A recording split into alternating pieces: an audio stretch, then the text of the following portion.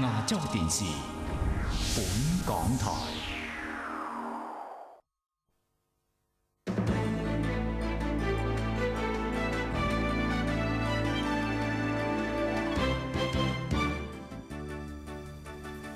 歡迎收睇時事熱點追蹤。前任爭拗咗已經好幾個月嘅大學撥款問題有新發展。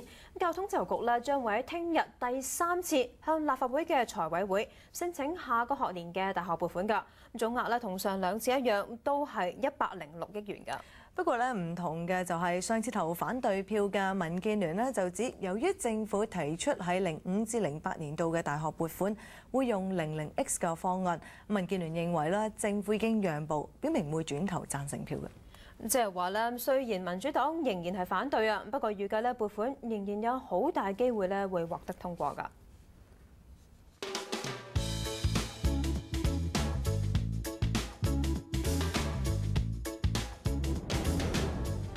04-05年度大學撥款申請，先後2次過唔到立法會，聽日再次原封不動提交俾財委會申請撥款106億5千幾萬。不過今次好可能有足夠票數通過，因為喺上次投反對票嘅民建聯決定改投贊成票，滿意政府唔再堅持喺07-08年度再將經費減多5%。嗱，呢個係一個大家一個嘅協商啦，或者一個讓步啦。因為政府就講咗，其實一個好大嘅讓步。原本政府話005，大家都彈性啦，就話00X，而 X 咧係睇翻經濟因素。咁我諗呢個都合理嘅。如果整個社會經濟情況咧一路惡化落去咧，咁當然冇辦法啦。咁但係我自己睇未來嗰3年嘅經濟咧，照睇就唔應該一路衰落去嘅。咁所以咧，我覺得00X咧，我覺得係可以接受嘅一個方案啦。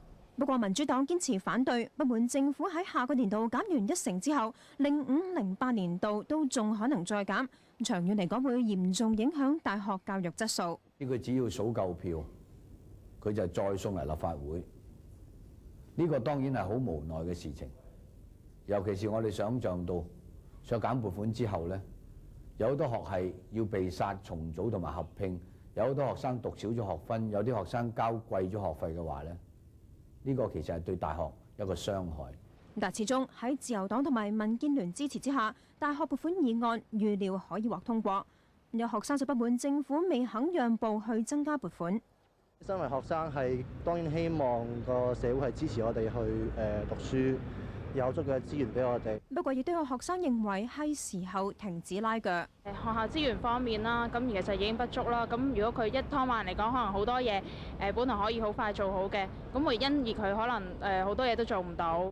事實上，立法會上個月否決撥款申請之後，多名大學校長都公開表示失望，話令到大學嘅規劃受到影響。目前港大校長徐立之就話，已經有幾百名合約員工，因而未知道幾時先至能夠獲得續約，招聘員工亦都未能夠展開。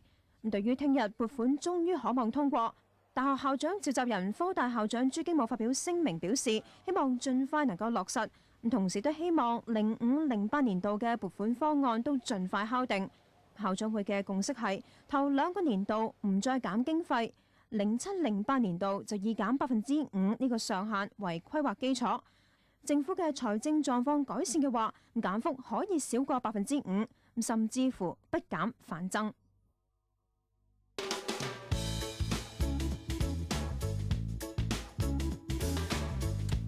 而家連大學校長都已經表明話會接受政府減撥款嘅方案㗎啦。再加上下個學年嘅大學撥款即將可望通過。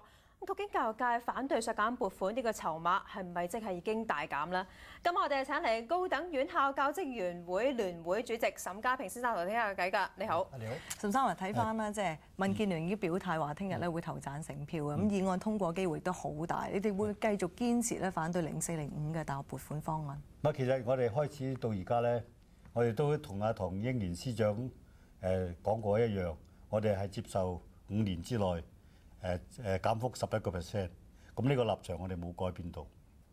咁但係04-05減10，你哋接唔接受咧？聽日就已經將會獲通過。04-05年減10咧，原則上我哋係接受呢個削幅，因為我哋校長都同意咗。但係我哋就話好強烈要求咧，就將呢個削幅即係削減經費咧，從其他啲政策局一樣，就分階段執行。即係我哋覺得一次你減晒我哋10%咧，就引起個院校咧大震盪。而家都出現咗好多問題，就挑起好多矛盾。咁所以點解我哋唔可以啊將個削幅咧就分階段進行咧？最低限度分3個階段啦咁。但係正如你所講咧，其實校長咧都已經接受咗啦。即係之前政府亦都話咧，佢哋花14個月時間咧，說服啲校長喺04-05年一個年度內咧接受咗10%嘅減幅嘅。到而家14個月之後走嚟反對，其實仲有冇啲咩意思？唔係，我唔係話14個月話知佢做咗3年一樣啦。點解？因為嗰個十個咁樣削款方法咧，就第一就係冇諮詢我哋教職員，第二咧我哋所有校長都被逼咧話當時咧係非常之無奈接受呢個減幅，同埋朱經武校長同我哋講啊，佢代表我哋校長會咧話當時佢哋點解要接受呢個減幅咧？因為當時咧就香港係沙士最嚴重嘅時候，咁咧而且咧就香港個前景咧亦都係一片漆黑。所以佢喺嗰個時候咧，佢話我哋冇法子咧，就唔同呢個政府分享財赤。但係而家個經濟環境係改變咗，而家我哋係睇我哋香港經濟係露出曙光，所以咧個個都覺得咧就減10%咧就係比較難忍受。嗱，你講減10%比較難忍受啊，但係點都好啦。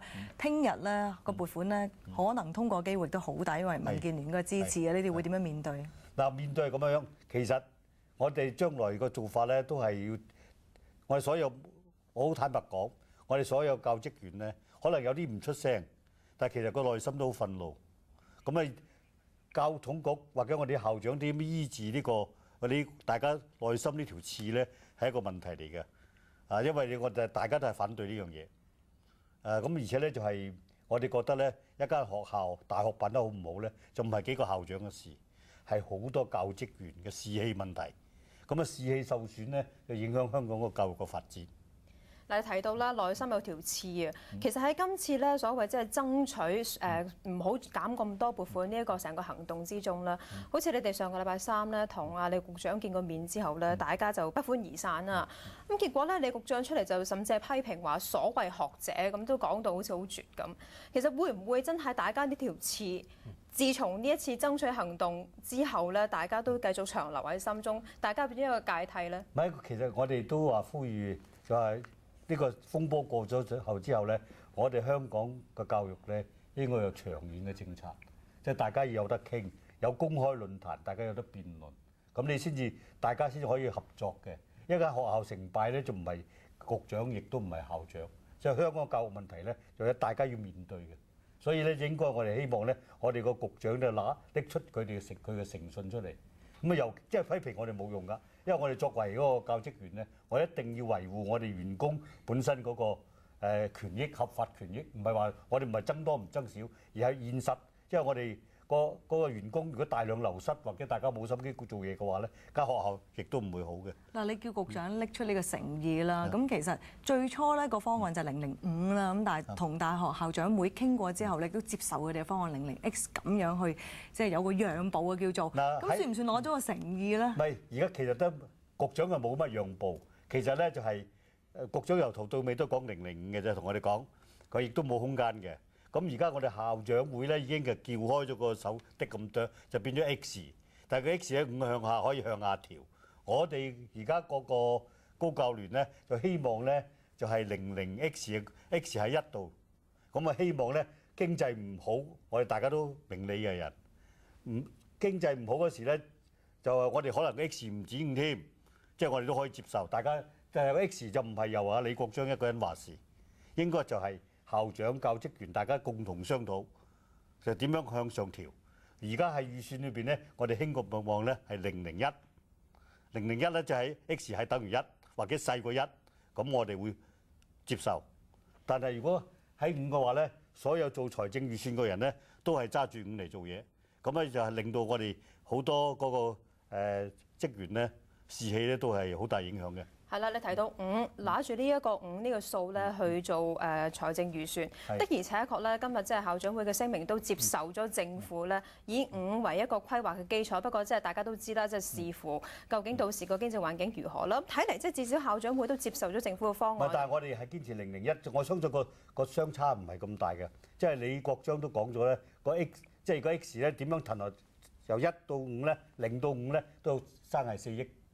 咁我相信咧，政府啊，我相信董生都唔會話，因為呢個幾億咧搞到成8間學校咧，就大家都係雞飛狗走咁。咁其實個 X 係有浮動嘅，點解你咁堅持喺1嗰度唔係因為所有嗰個財政司講咧，醫療福利教育個總體撥款咧係11%。但係政府有彈性，點解你哋唔可以有彈性？唔係，我哋已經好有彈性㗎啦。我哋而家就點解其他我哋希望咧，就係嗰個教統局咧能夠公平對待高教界。好，所以公平對待高教界咧，因為我哋咁多年嘅削款咧，雖然話00X 大家以為好細，其實如果計落嚟咧，我哋係36%㗎啦已經。多謝晒李岑生。OK。亦都希望咧呢場風波咧盡快喺和平底下完結嘅。係。好，而家我哋先休息陣，轉頭再見。快見。請坐，岑生，唔好喐住。係。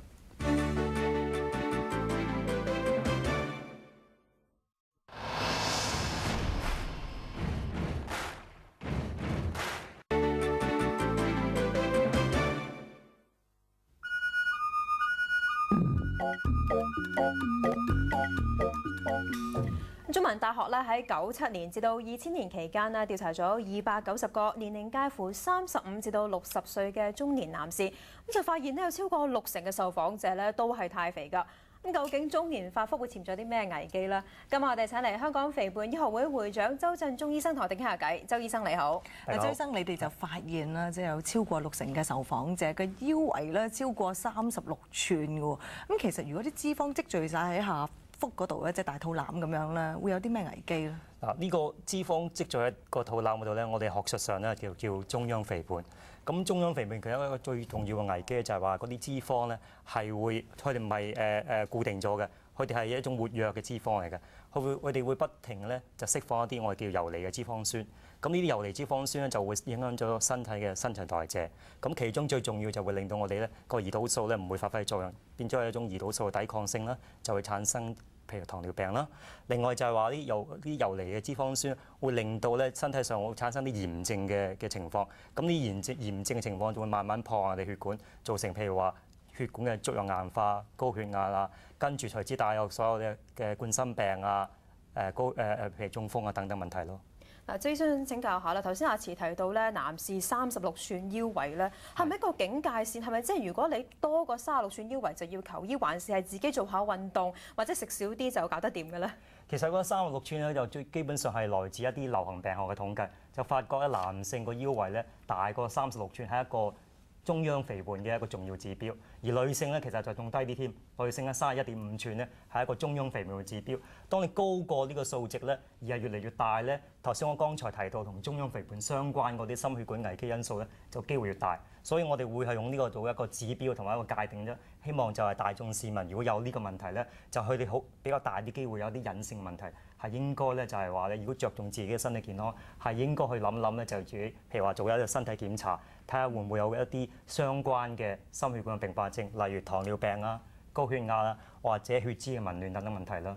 但我哋成日聽到中年發福啦，咁其實點解去到中年咧會咁容易肥胖呢？其實就有好多方面嘅原因嘅，咁其中包括譬如話女性嚟講咧。佢由譬如話有成年啊，有懷孕啊等等，去到中年咧，咁每一次懷孕咧，佢哋會增磅啦。咁增磅之後咧，其實咧佢比較難咧，完全係減到個體重嘅。咁呢個係對於女性嚟講係一個重要嘅原因啦。對於男性嚟講就係話，隨住中年嚟講，佢哋個社會地位越嚟越重要啊，或者工作上咧越嚟越繁複咧，就佢哋嘅生活習慣有好大嘅改變啦。呢個包括飲食嘅習慣同埋運動嘅習慣，同埋咧壓力都係一個好重要咯。另外就係隨住年紀嘅增加咧。我哋個新陳代謝咧，基本上就會降低嘅。如果你個飲食嗰方面唔改變啊，或者運動啊減少咧，而你嘅新陳代謝又減低咧，你係慢慢都會增磅啦。咁同埋咧就係隨住年紀越大咧，我哋身體上咧就有好多荷爾蒙嘅轉變。呢個包括譬如生長荷爾蒙啊，同埋啲性荷爾蒙嘅轉變。呢啲轉變都係會降低咗之後咧，係令我哋更加容易咧積聚脂肪，尤其是喺個腹部嘅脂肪。嗱，你就頭先建議我哋去做體檢啦。如果發現即係自己有太肥嘅跡象底下，咁我哋而家咧留意到咧，可以話有排山倒海咁多廣告咧，就話可以纖體減肥咁，有好多即係減肥藥廣告。咁你有啲咩建議咧？又嗱，我哋自己覺得咧就係話咧，如果大眾市民合乎我剛才嘅標準咧，其實係一種長期嘅慢性病。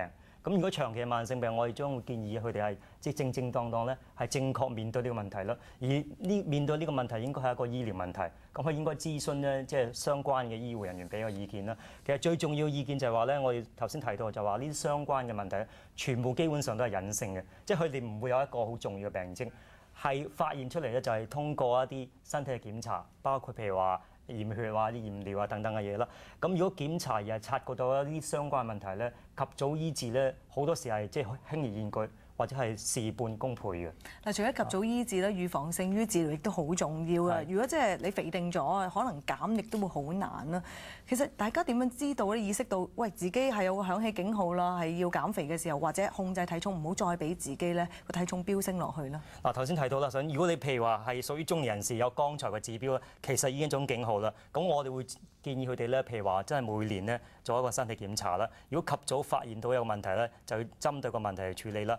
而對於未有呢個問題嘅，我哋會覺得就係話咧，一個生活習慣改變咧係非常之重要啦。因為呢個生活習慣總結就係一種防治肥胖發生。其實到目前為止，醫治肥胖咧個困難性都好大啦，防止佢發生先至最重要嘅課題，我覺得就。但係睇翻而家嘅情況咧，頭先你哋嘅調查就話，即係有60%嘅受訪者咧係太肥嘅。其實算唔算係太過普遍咧？即係喺同其他外國相比，或者同香港以往嘅情況相比？其實香港以前咧都有啲數據嘅。喺1990年嗰陣時咧，喺一個公用公司大概1500嘅僱員嘅調查之中咧，個男性嗰個肥胖嗰個比例咧係25%度嘅。咁大概去到1995至96年咧，另一個幾間大學嘅一個普查咧，但係個普查有3000人參與到咧，個比例咧男性嘅肥胖咧，用翻同樣嘅標準咧，去到36%嘅啦。咁其實咧嗰個數據都顯示啊，隨住即係我哋社會嗰個富庶嘅發達啦，似乎咧肥胖啲問題係越嚟越普遍。所以今時今日，譬如我哋頭先發表嘅97至2000年個數據咧，其實絕對都唔出奇啦。當然嗰個數據就唔係一個普查數據，但係咧其實都同我剛才講嘅數據大家相吻合啦。即係講到底咧，最緊要注意均衡飲食啦，同埋要注意有適當嘅運動係最緊要啦，係咪？係。冇錯，多謝晒周醫生，多謝晒你，多謝周醫生。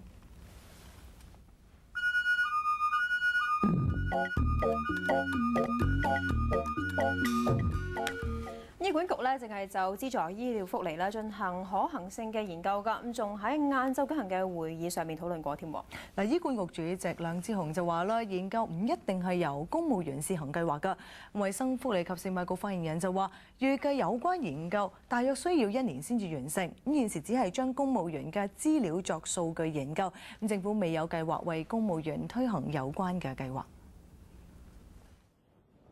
現時公務員同直系親屬嘅醫療福利由醫院管理局免費提供，但政府同醫管局都面對龐大財赤。醫管局晏晝就舉行閉門會議，討論公務員嘅醫療融資安排。就話我哋有冇法子用即係供款現數形式咧，嚟以後嗰個融資嗰方面做啲功夫咧咁。咁呢個只係我哋第一步去做啲睇下有冇個咩形式行得最啱。行得掂先啦。但梁智鴻話，醫管局只係委託顧問，利用公務員嘅資料研究長遠醫療融資嘅可行性，將來唔一定由公務員試行計劃。公務員係只係我哋攞佢嚟做一個例子，唔係話要行公務員嗰度。點解咧？就因為公務員我哋易計數啊嘛，我哋知道幾多人，知道大約個年齡啊各方面嘅嘢，咁我哋攞佢嚟做一個計數嘅點嚟嘅啫。身兼醫管局成員嘅衛生署署長林炳恩會後亦都話，會上只係作初步嘅研究。嗱，我所知道佢係一個 study 嚟嘅啫嘛，唔係一個計劃嚟嘅。政府喺邀請哈佛大學嘅專家研究香港嘅長遠醫療融資之後，曾經建議引入兒康保障戶口，每名市民由40歲開始，將收入嘅1%至2%存入個人戶口，直至64歲。咁存款會透過投資賺取回報，支付公營或者私營醫療服務，又或者向私營保險公司買醫療保險。衛生福利及食物局仍然研究緊，咁今年內會向立法會交代進展。另外，對於醫管局將公務員資料作醫療資助計劃研究嘅組別，公務員總工會表示憂慮。佢哋話現時公務員同佢哋嘅家屬享有免費嘅公營醫療服務，如果政府嘅研究最終涉及公務員供款，擔心變相要公務員承擔醫療津貼，低薪公務員嘅影響最大。低薪公務員嘅考慮咧，就覺得佢聘用嘅時間係免費醫療㗎嘛，而家你要佢俾錢，佢覺得係一個變相嘅減薪啊，咁啊未必接受。咁啊另一個憂慮就係而家咧就一年1200蚊啫，但係你耐咗，我覺得嗰個費用唔止咁多嘅。有保險業界對研究表示歡迎，認為推出醫療供款計劃，市民或者公務員都可以有多啲選擇使用私營醫療服務，咁但認為應該有多啲保費選擇。我相信就唔夠嘅，即係對於高級嘅公務員、中高層嗰啲，佢哋唔足夠嘅嚇，即係佢哋唔會話會接受，佢寧願喺出邊買。如果佢得一個選擇，政府俾只係提供一個選擇俾佢咧，佢一定唔會足夠嘅。公務員事務局話，目前冇計劃要改變任何公務員、退休公務員以及佢哋家屬嘅醫療以及牙科醫療福利。咁重申，如果有需要改變公務員嘅醫療福利，公務員事務局會小心研究，亦都會先諮詢員工。今晚節目時間夠啦，聽晚再見。聽晚見。